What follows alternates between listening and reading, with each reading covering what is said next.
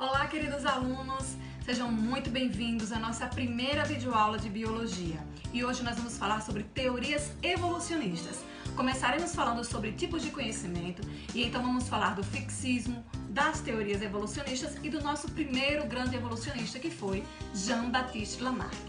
O fato de nessas aulas sobre evolução eu estar dando ênfase às teorias evolucionistas e ao conhecimento científico não quer dizer que os outros tipos de conhecimento não mereçam seu devido valor ou que eu esteja desmentindo o que as outras formas de conhecimento falam, tá bom? Eu só estou dando ênfase a um tipo de conhecimento, que é o conhecimento científico, porque a escola é uma instituição de divulgação do conhecimento científico e filosófico. Se nós estamos na escola, então nós vamos dar ênfase a esse tipo de conhecimento. Mas para ficar bem claro, existem 5 tipos de conhecimento.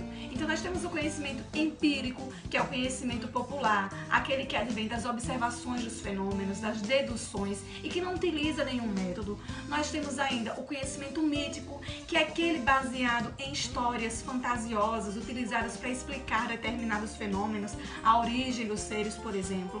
Nós temos ainda o conhecimento religioso, que é aquele que é fortalecido, fundamentado na fé das pessoas, nas crenças religiosas. Nós temos também o conhecimento filosófico, que é o tipo de conhecimento que questiona todos os outros tipos de conhecimento. Ele faz uma reflexão crítica sobre todos os outros tipos de conhecimento. E nós temos ainda o conhecimento científico, que é esse que a gente divulga aqui, que a gente trabalha na escola. O conhecimento científico, ele segue um método científico e esses passos são observação de um fenômeno, problematização desse fenômeno, elaboração de hipóteses, a experimentação para testar essas hipóteses, a análise dos resultados e, por fim, as conclusões. Repetindo, nenhum conhecimento ele é melhor do que o outro.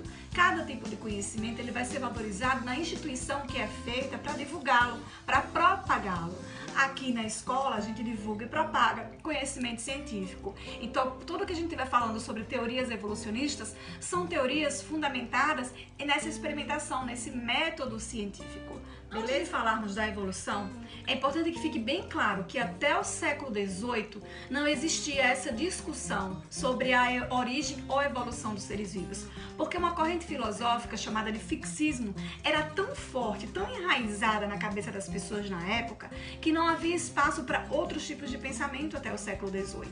E o que é que o fixismo dizia? O fixismo dizia que todos os seres vivos eles são fixos, ou seja, foram criados por poder divino num determinado momento e a partir de então eles nunca sofreram alterações.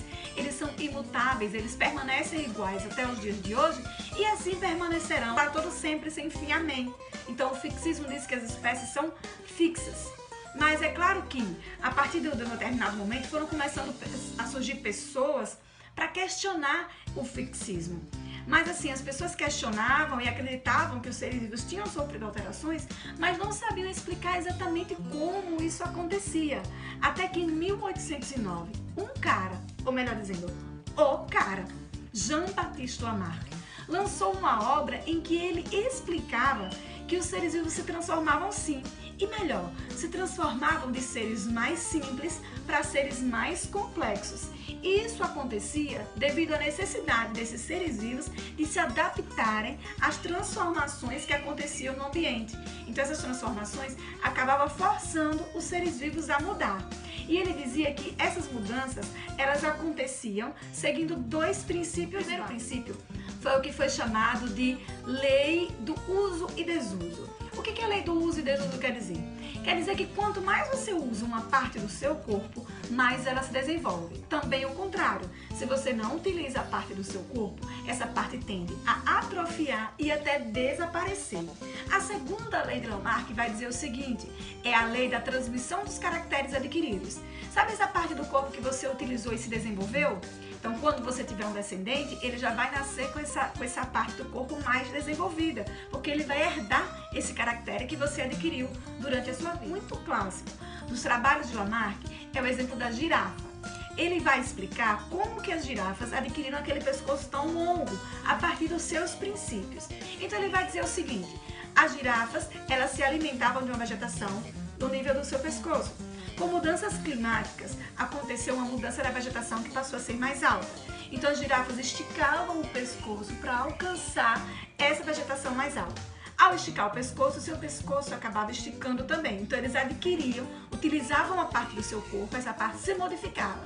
E essa característica que era adquirida, né, ela acabava passando para os seus descendentes. Então quando a girafa que esticou o pescoço e cresceu seu pescoço tinha um filhotinho, esse filhotinho já nascia com um pescoço maior.